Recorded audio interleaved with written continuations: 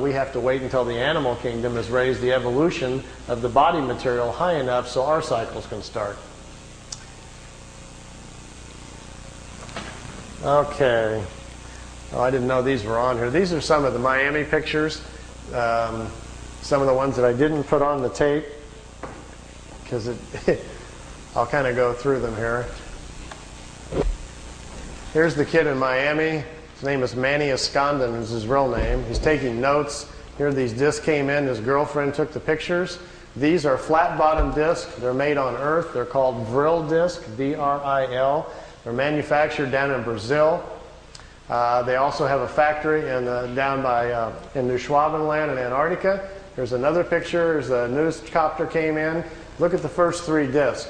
When they see the copter, they start to turn invisible or put their shields up. And the first three crafts, they go out in a series, are just becoming invisible when he snapped the picture. It was taken with a Polaroid at a 30th of a second, so it caught it right in the minute of going out there. These discs were designed by German technology in the late 40s. The first ones we know of that were tested out were probably around 47 or 48.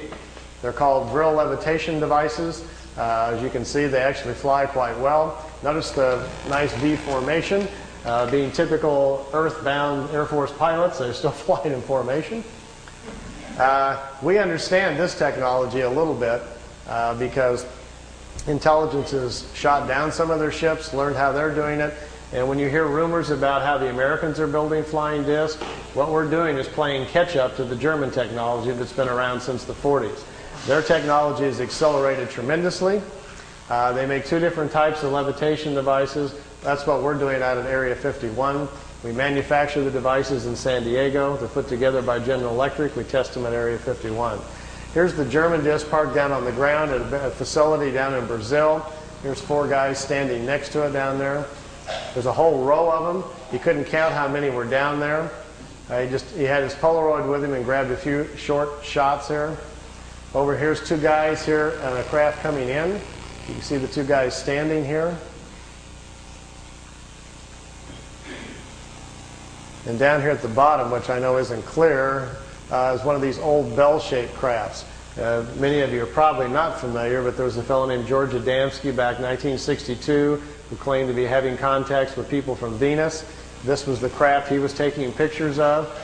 George's contacts were real, but he wasn't having contacts with anybody from Venus. The blonde-haired ladies that were inside the craft were actually from Brazil. That's where the crafts were flying out of. They've been making them down there since about 1947. They find it very convenient if they make contact or land somewhere to tell people they're extraterrestrials, and we're very open to it. If they tell them, hi, we're part of a German intelligence group from Brazil, people would freak out. I got my camcorder and I've got my micro lens on here getting as close as I can to this picture. It's a very, very small Polaroid picture that's about that big, and it got wet in the rain. He left it in the windowsill. So I've ironed it and put it on paper so we didn't lose it. And I'm copying it with my macro. Here's the whole picture. Over here is one of the old bell-shaped discs. There's one in the air. Notice the platforms they're sitting on. There's a guy standing here. There's a guy over here just coming out of this disc. I'm trying to get real close to the bottom of it here so we can see what they're like. This is an area, if you look on a map, I've got a little videotape over there if you're interested in learning more about this information, called Space Cities. I've narrowed it down to about within a 200-mile range where this facility is at and what they're doing down there. Here's the guy standing there. The discs sit down on the platforms. Remember earlier I was telling you about how the condensers charge out the bottom to have to charge the field up? If you get too close to the Earth, the charge dissipates because it's grounded. These metal platforms, they sit them down on the platforms, then they can keep the ship charged up. And if they need to take back off right away, they can. They don't have to wait for the ship to charge back up. The platforms charge them up for them, so they can lift right back off. If they would set it down without the platform on the tripod legs, they got to go through the process again of charging the capacitors up, which takes 3 to 4 minutes. So if they're in a hurry to get away, they're in big trouble. These old bell-shaped discs actually have 3 Mercedes-Benz truck engines in them, driving the magnetic field. This was their first design that they made. This was the first ones that the Germans built. These craft here were under consideration, and they were working on them in the end of World War II.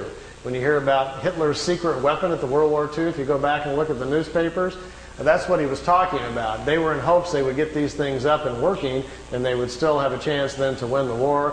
Fortunately for all of us, they did not, or we'd all be speaking German today. Interesting side effect, too, once they finally did get them up and working, they made lousy war weapons because the field around them prevents you from dropping bombs or anything out of them. It ignites the bombs. So it took them a while. They don't even have weapons on them for a while, and then they had to come up with other kinds of devices. This was the first pictures I saw from the kid in Florida of his German contacts, and to my knowledge, I still think they're his best and perhaps his only contacts. I think he probably had a couple of contacts from these people. They came, they took him for a ride, it looks like on 1 or 2 occasions, and then perhaps they never came back. So we found this situation on several people around the planet, so it's not an uncommon situation. And this is from ET technology, but it was before 47. It wasn't ET, nothing to do with ET. It wasn't? No, just good old German intelligence figured it out. I can tell you where they got it. It's kind of a long story, but basically it came from German people who had traveled to India to study the concept of the virile, the energy of the universe, and they were trying to figure out how to levitate their own bodies to move in time. And they came back and they explained it to people what they were doing in India, how they were trying to travel in time.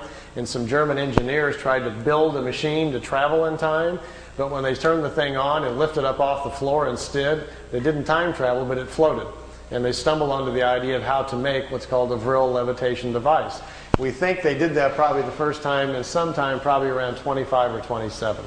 And then the concept laid around in private circles for a while and then became a potential thing during the war and then really didn't happen until after the war.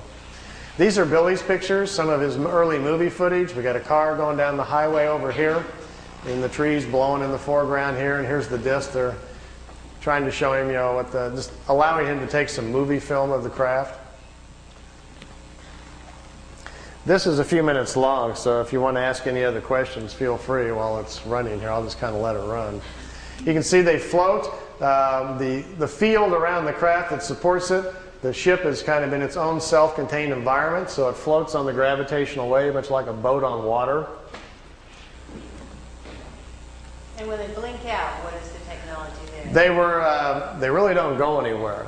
They figured out how to make them invisible to our eyesight by controlling the frequency of the field around the disk. It's just a trick. They set the field up to a certain frequency, it bends reflected light, we can't see it. You and I don't see direct light, we see reflected light. Sun bounces off of me, goes to your eyeball, and you see me.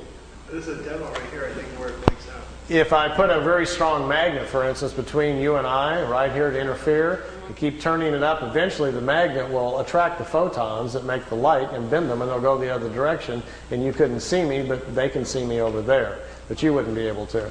So that's the basic theory we think they're doing. They've just figured out how to cloak themselves by bending light and causing our eyes not to see it, because they don't go anywhere. They were clear to Billy that the craft is still there. If you're inside the ship, you can still look outside and see everybody else, but they can't see you. And yet we can see objects beyond them. There, it blinks out.